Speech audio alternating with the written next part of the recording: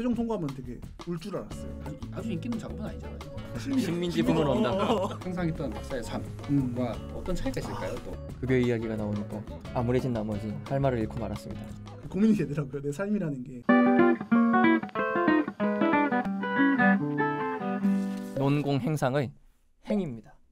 이후의 행로를 어떻게 가져가실지 궁금해서 이런 코너를 마련해봤습니다. 연구자로서의 삶을 어떻게 계속 이어가실지 그런 계획을 한번 여쭤보고 싶네요. 그러니까 일단 가볍게 시작을 해볼까요? 아마 심사 통과를 12월 달이나 1월 달 정도 하셨을 거라 생각되고 네. 또 지금 이제 그 뒤로 한 3, 4개월 정도의 시간이 지난 건데요. 이제 그때 당시의 소감과 네, 그리고 그때 당시에 그 기분이 어땠는지 일단 그것부터 여쭤보고자 합니다. 사실은 심사 다들 받아보셔서 아시겠지만 정신이 하나도 없잖아요. 받을 때. 멍하죠. 네.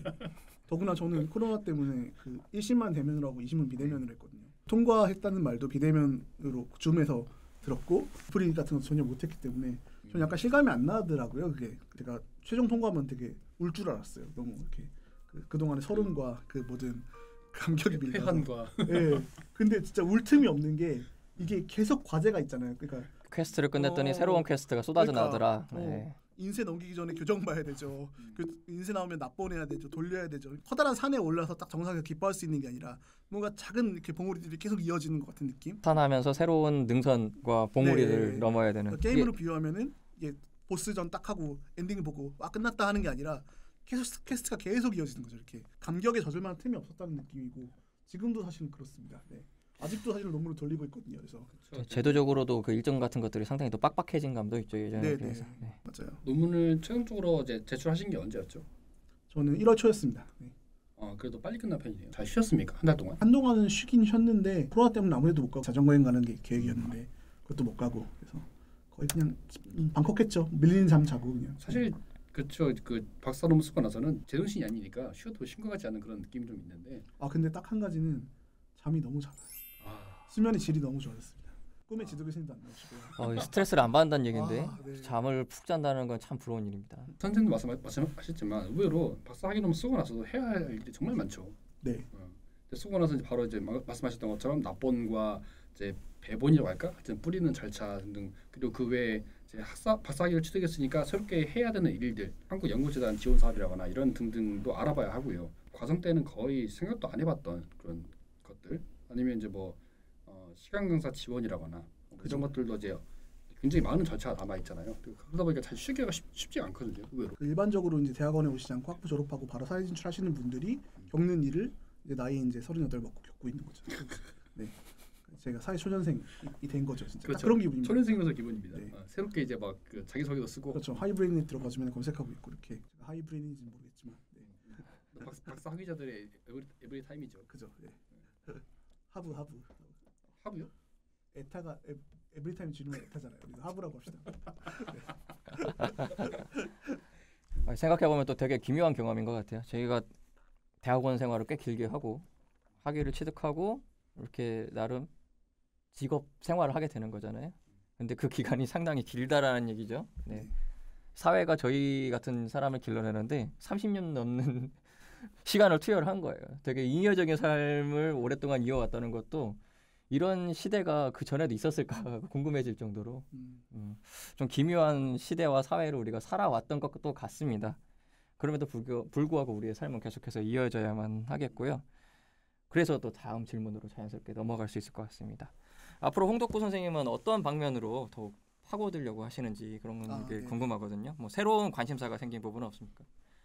일단 제가 박론에서 못했던 부분들이 되게 많은데 사실 모더니즘 문학을 의도적으로 배제를 했어요. 일반적으로 사실 모더니즘 문학이 사실은 과학기술과 되게 가장 관련이 많다라고 우리가 알고 있잖아요. 그렇죠. 그래서 사실은 어떤 선입견을 일부러 좀 다루고 싶지 않아서 그런 관점에서 좀 다시 읽어보고 싶은데 그건 박태원이라든가 이상이라든가 김광윤도 있고요. 뭐 정지용도 있고 그런 시나 소설을 할 것 없이 모더니즘 계열의 작품들을 제가 박론에서 다뤘던 관점으로 다시 한번 보고 싶은 욕심이 있고 또 한 가지는 또 제가 박론에서 의도적으로 뺀 부분이 전시동원 체제기 1938년 이후에 그렇죠. 왜냐하면 그 시기는 아시다시피 다 모든 담론들이 사실은 전쟁 담론으로 빨려 들어가는 시기이기 때문에 일부러 뺐거든요. 근데 또 그 부분도 사실은 다시 보면 흥미로운 점들이 분명히 있을 것 같아요. 기계 문명에 대한 민감한 관심과 표현을 보여줬던 김기린과 정지용의 시가 논문에서 크게 다뤄지지 않았다는 점도 저는 좀 의아스럽긴 했었습니다. 맞아요. 재미있는 시들이 많죠. 정지용 유선회상에서 자동차의 이야기를 하고 있다라고 보통 얘기가 되는데 제가 논문에서 잠깐 다뤘듯이 유선형이라는 것 자체가 당시 어떤 속도에 대한 비유기도 했거든요. 실제 유선형 물체가 공기 중에서 공기 저항을 덜 받기 때문에 더 빠르잖아요, 사실. 그래서 정지용의 유선회상이라는 시랑 속도의 문제는 또 어떤 관련이 있을까 그런 것도 좀 궁금하고. 네, 시계를 죽임이라는 시도 시간관에 대한 강렬한 인상을 남겨주고 있는 작품 아니겠습니까? 그러면 홍덕훈 선생님은 이제 박사학위 논문 쓰고도 계속 식민지 연구자로서 이제 연구를 계속 이어가신다는 의미가 될까요? 아마 단기적으로는 그럴 것 같고요. 사실은 뭐 중장기적으로 보면은 또 바뀔 수도 있겠죠. 근데 제 연구가 아직 그렇게 구체적인 그런 그러니까 바꿀 계획 자체는 아직 없다.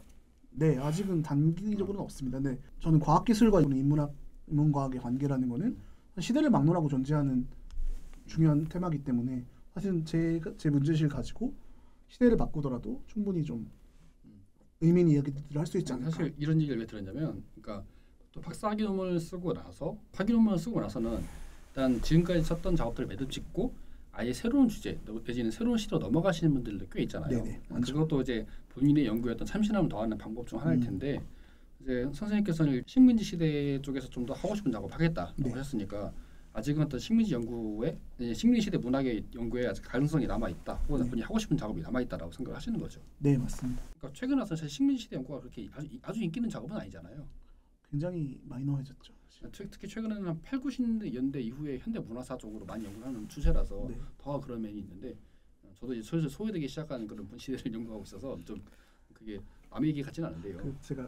제 논문을 이제 다 썼다고 페북에다가 너무 기뻐가지고 제 논문 사진을 한번 올린 적이 있거든요. 어떤 분이 밑에 댓글을 달렸는데 그 짤방인데 왜 그 20세기 소년이라는 만화에 보면은 그 볼링장 운영하는 그 있잖아요. 신선님이라고 해가지고 볼링 부분 온다 언젠가 식민지 부분 온다.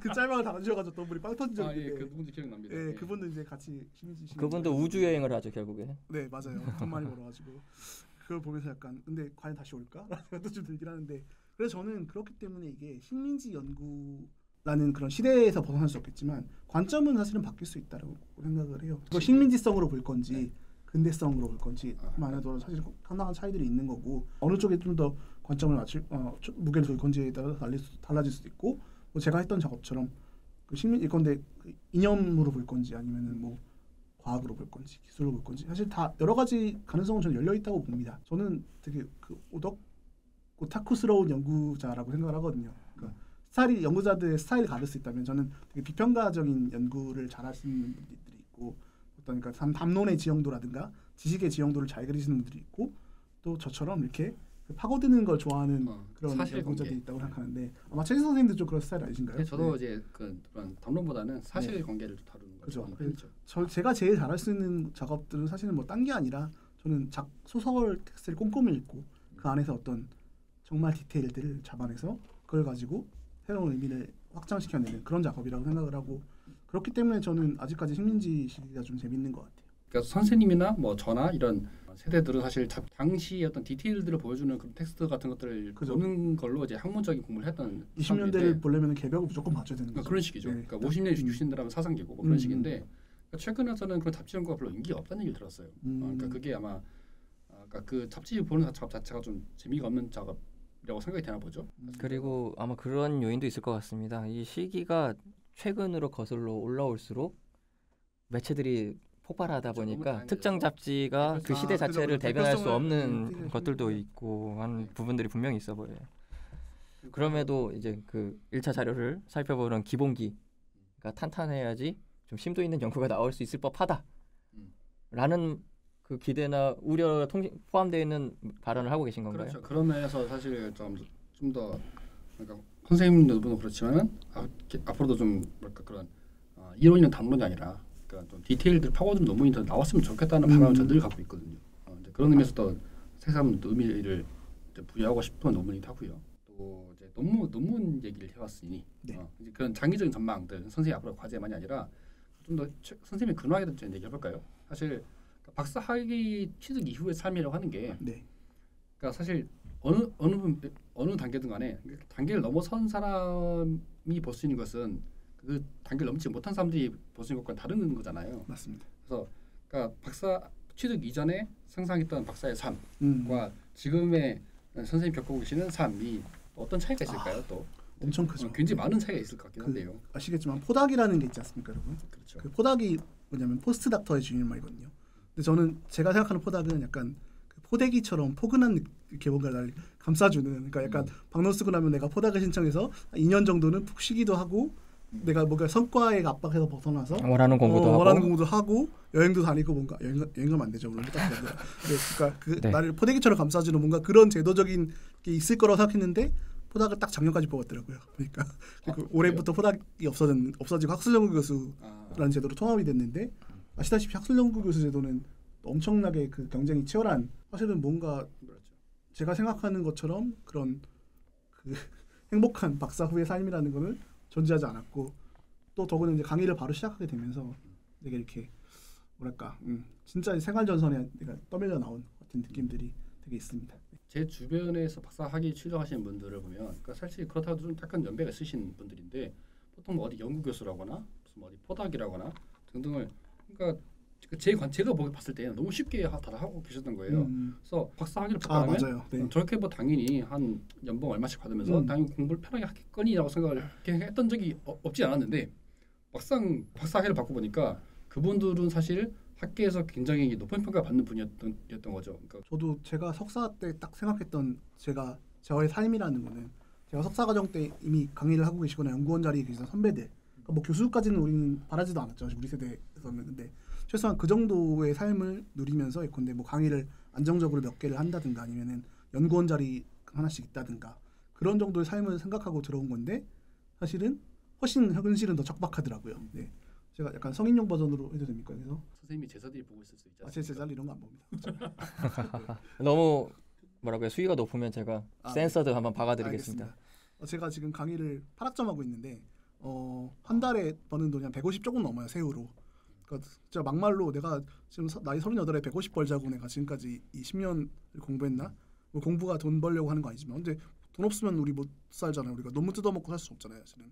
방학 때는 염소도 안 나오는 아니고. 거죠? 네? 방학 때 안 나오는 돈이 그렇죠. 방학 때도 안 나오고 사실은 학기 중에 15주 플러스 이제 요즘 강사법 통과돼가지고 저기 2주 더 받는 건데, 약간 이것 때문에 사실 요즘 되게 고민이 되더라고요. 내 삶이라는 게 아까 최 선생님 말씀하신 대로 그래도 최소한 연구원이라든가 아니면 학술연구사 같은 거 하고 계시는 그런 자리에 계시가 있는 분들은 정말 극소수고, 이 바닥에서 선택받은. 정말 대단한 분들이죠. 네. 그러면은 나는 또 다시 한번 이 경쟁의 깔때기를 통과해가지고 또 그 자리를 노려야 되는 건데, 와 이게 진짜 어떻게 보면 이렇게 사는 게 연구자로서 존재하기 위한 필수 조건이라는 생각을 하면은 좀 막막해지기도 하는 것 같아요. 네.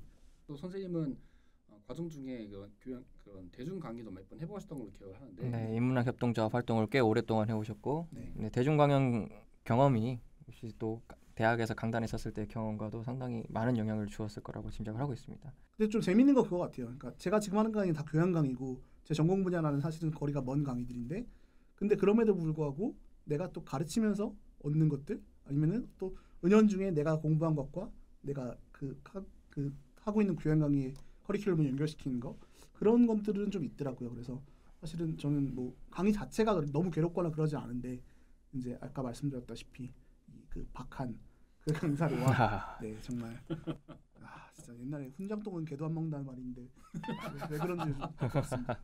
네. 영양가가 없기 때문에 안 먹는 것이었군요. 그렇죠. 네, 먹은 게 없어서. 네. 고생을 너무 많이 해서 뭐 네. 이제 네. 똥도 받았다는 그런. 급여 이야기가 나오니까 암울해진 나머지 할 말을 잃고 말았습니다.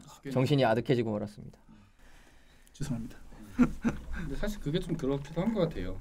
그러니까 강의라는 게 생각보다 많은 공력이 들어가더라고요. 네. 그러니까 그거 보면서 좀 반성하게 됐습니다. 네 맞아요. 그러니까 한 명의 연구자가 삶을 살아가는 과정에서 강사 과정은 거의 필수잖아요. 사실 거치지 않을 수가 없는데, 사실 우리가 다 대부분 대학원 들어오면서 내가 강의해야지 강사라고 하는 사람 거의 없잖아요. 우리가 교육학을 배우는 것 따로 배우는 것도 아니고, 사실 이런 게 좀 되게 어려운 지점인 것 같습니다. 그러니까 우리가 어떻게 보면 교육 그런 강의라는 그런 행위에 대한 전문적인 스킬을 갖고 있지도 않고 배우지도 않은 상황에서 어떻게 보면 막연히 딱 투입이 되는 거죠. 그래가지고 이제 학생들과 이제 부딪히면서 몸으로 익히고 배워야 되는 건데, 그런 과정이 정말 어려운 것 같아요. 특히 저희는 또 코로나 시대에 강의를 시작해서 더 그런 것도 있는 것 같아요. 네, 맞아요. 비대면 강의 정말 힘들죠. 네, 그러니까 그 전에 선생님들은 익힐 필요가 없었던 새로운 기술도 익혀야 되고 네. 또 새로운 반응들에도 또 대응을 해야 되고 네. 또 그런 게 있는데 저는 요즘 제가 아프리카 BJ가 된 느낌이었어요, 할 때. 네. 그렇죠. 이제 녹화 내지는 실시간으로 하다 보면 어쨌든 학생들 얼굴도 잘 안 보이는 상황 속에서 네. 또 강의를 해야 되니까 또 그게 쉽지 않은 건데. 실시간 강의로 하다 보면 또 채팅과 메일과 온갖 반응들에 동시적으로 반응을 해야 되기도 하고요. 학생 수가 많으면 많아질수록 또 화면에 떠오르는 얼굴들도 상당히 많지 않습니까? 그런 부담감들도 상당히 많을 수밖에 없을 것 같습니다. 홍덕구 선생님의 어떤 강의 경험 실제로 강의 해부 전화가는 전에 예상했던 것과 좀 다르기도 하죠. 많이 다르죠. 네. 특히 저도 이제 제가 강사법 적용되기 전에 한 3년 정도 쉬다가 이제 강의를 다시 대학 강의를 시작했는데 그러다 보니까 이제 특히 느낀 게 이번에 웬 서류가 내야 되는 게 이렇게 많은지 그래요. 이런 것도 좀 느꼈고, 네. 저희도 그런 건 훨씬 복잡해졌더라고요, 옛날보다. 그런 것도 있고, 그다음에 특히 이제 이번에는 비대면으로 강의를 하다 보니까 약간 그런 느낌이었죠. 아까 말씀드렸듯이 제가 저 혼자 1시간 반 동안 연기하고 있으면은 그래서 다들 이렇게 팔짱 끼고 지켜보고 있는 느낌이랄까. 아니면 사실은 그런 거 보이진 않지만 사실은 어떻게 보면 지켜라도 봐주면 다행인 거고 대부분 다 그 중에 열심히 참여하는 저는 되게 이렇게 반응을 많이 유도하는 편이거든요. 근데 지금 짧은 질문하면 채팅으로 막 이렇게 뭐 치기도 하고 그러니까 리액션을 많이 달라고 하는 편인데 사실은 그런 식으로 참여하는 학생들은 한두 명이고 대부분의 학생들은 진짜 되게 이렇게 차갑게 회색 화면으로밖에 느껴지지 않는 그래서 되게 어렵다는 느낌이 많이 들었어요. 생각하면 그 한두 명 학생이 정말 고맙기도 하죠. 정말 고맙죠. 정말 눈물 나게 고맙죠. 네. 그런 학생들은 기억이 오래 남고 그러는데. 최근 근황에 관한 이야기를 하다 보니 강의 경험까지도 우리가 이야기를 나누고 있었습니다. 또 그렇게 이제 강의 선생님 앞으로 하고자 하실 이제 연구나 강의에 대한 얘기를 또 해봤는데 사실 이제 박사 학위를 받고 나면 꼭 대학 안에서의 작업만 하게 되는 건 아니잖아요. 네네. 네, 이제 각자의 어떤 구상 같은 것도 떠올리기 마련인데 혹시 선생님의 경우는 이제 그런 방금 얘기했던 연구나 강의 외에 또 따로 본인이 이제 구상하고 계신 사업이라든가 이런 게 또 있는지 또 궁금하거든요. 네, 그거는 이제 뭐 여러 연구자분들 성향에 따라 다르겠지만 저는 조금 이제 대학 안에서만 활동하는 사람은 아니고 밖으로 많이 나가는 타입인 것 같은데, 저는 이제 협동조합 활동도 하고 있고 뭐 대학원생 노조 활동도 하고 있는데, 그러니까 저한테는 그런 것 같아요. 그러니까 이게 내가 쌓은 전문 지식, 그다음에 어떤 암들을 사실은 사람들과 나누고 싶은 욕구가 되게 큰 사람인 것 같고 그 통로가 어떻게 보면 대중강연이라든가 그런 통로가 되는 거죠.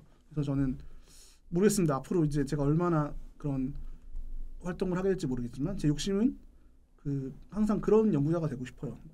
내 공부를 논문이라는 어떤 학술적인 언어로 푸는 것도 있지만 좀 더 쉬운 대중적인 언어로 풀어서 사실은 소통할 수 있는 그런 연구자가 되고 싶다는 욕심도 좀 있어서 아마 저한테는 그런 협동조합 활동이라든가 그런 것들이 굉장히 중요한 부분이 될 것 같습니다. 사실 이게 코로나 때문에 지금 협동조합도 그전에 시행하던 대중강연 사업 같은 건 거의 못 하고 있는 걸 알고 있는데 네. 저 같은 경우도 학부생 후반부 내지는 석사 과정 때 조합이나 기타 등등의 여러 가지 경로를 통해서 마련되었던 대중강연들을 듣고서 이제 좀 좋은 경험을 쌓았던 그런 기억도 있거든요. 아마 그때 정지영 선생님도 청중이 이론으로 계셨던 기억이 나는데 어쨌든 근데 그런 게 이제 코로나 때문에 다 이제 이루어지지 못하고 있으니까 그게 은연중에 인문학 쪽에서도 주는 타격이 좀 큰 것 같아요. 최근에 홍덕구 선생님께서 인문학협동조합 총괄이사로 네. 취임을 하셨는데 그런 면에서 걱정이 매우 혹은 고민이 많으실 거라고 생각이 들고 있습니다. 사실 근데 코로나가 아니더라도 사실은 그런 식의 소위 말하는 시민인문학 시장 자체가 워낙 죽어 있어가지고요. 사실은 그런 걸로 이제 수익을 내는 건 너무 어려운 상황이 돼버린 것도 많고, 그러니까 사실 그 협동조합 처음 만든 계기는 강사법하고 되게 관련이 크거든요. 2012년 정도에 강사법이 처음 제정되면서 더 이상 이제 대학만 믿고 있다가는 이 연구자들이 사실은 굶어 죽기 딱 좋은 그런 시대가 오겠다라는 생각들이 들면서 대학 밖에서 어떤 연구자들이 자생할 수 있는 그런 어떤 수익 모델을 만들어 보자는 측면에서 시작을 한 건데 사실은 굉장히 어렵습니다. 이게 특히 여러 가지 이유들이 있지만 관 주도의 그런 어떤 소위 말하는 무료 인문학 강좌 같은 것도 너무 많고 요즘 그러니까 사람들이 인문학 콘텐츠에 이렇게 돈을 내고 수업을 듣는다는 것 자체가 좀 별로 낯선 그런 느낌도 그렇게 돼버린 느낌도 소구성은 있으나 과금하려 하지 않는다. 뭐 이렇게 요약해도 될까요? 네, 근황에 관한 이야기 그중 강의 경험과 이제 조합 활동에 관한 계획과 우려, 좀 어두운 이야기를 나눴던 것 같습니다. 여기서 뜬금없지만 한번 정리를 할 수밖에 없겠네요. 신천지를 탐독하던 아무것도 모르던 약관의 학부생 홍덕구 이렇게 박사가 되었습니다. 아 정말 이 박사학위를 취득하시기까지 오랫동안 고생하셨고 또 앞으로의 일들에 대해서도 구상과 고민이 많은 것처럼 보입니다. 그래서 상을 드립니다. 상을 드리는 마지막 코너입니다. 논공행상의 상이죠. 왜 이렇게 오래 걸렸어? 저는 아직까지도 꾸준히 뚝심 있게 식민지를 연구했다는 점에서 기테카상을 드리겠습니다. 상품 없나요? 상품? 하지만 저희가 맛있는 저녁 식사를 조금 있다가 녹화를 끝내고 대접해드리도록 하겠습니다. 자 여기까지 박론살롱이었습니다. 오늘 초대 손님으로 와주셨던 홍덕구 선생님과 패널로 참석하신 최진수 선생님 감사드립니다. 고생하셨습니다. 긴 2시간 동안 이제 성덕구 선생님의 논문에 대해서 얘기를 해봤는데요. 또 앞으로 또 좋은 논문 저자들을 또 섭외해서 모시고 비슷한 이야기들을 이어가도록 하겠습니다. 저희 영상이 재밌으셨다면 구독과 좋아요, 알람 설정 꼭 부탁드리겠습니다. 구독, 좋아요, 알람 설정. 네, 감사합니다.